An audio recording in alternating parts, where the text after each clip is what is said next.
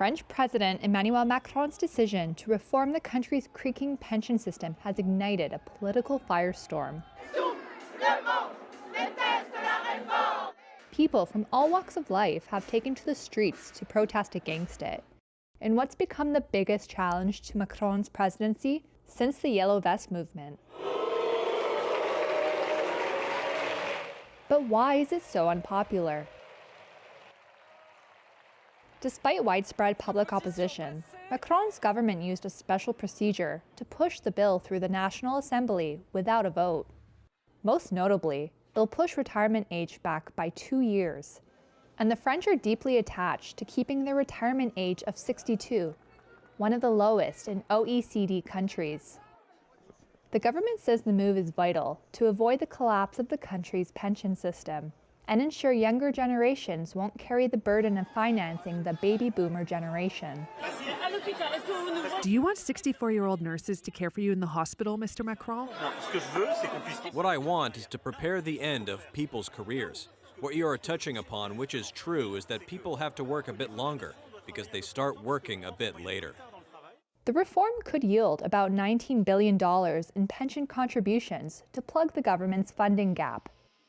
France has some of the lowest employment rates among 60 to 64-year-olds at 33% compared to its neighbors.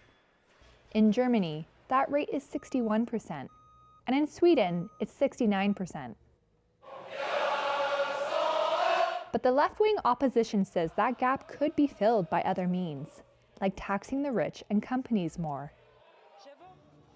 Opinion polls show a vast majority of voters and trade unions oppose the reforms. More than 1 million people marched through the streets of Paris in mid-January to denounce the plans. Several nationwide protests have taken place since, along with a wave of strikes halting trains, blocking refineries, and curbing power generation. People are fed up. People are exhausted. People see around them that there are plenty of colleagues who don't even make it to the current legal retirement age, so how can we expect them to make it to 64?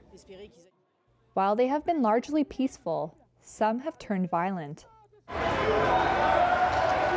After the introduction of the bill in the French National Assembly, protesters set fire in the streets of Paris. Police used tear gas to disperse crowds, and over 300 people were arrested.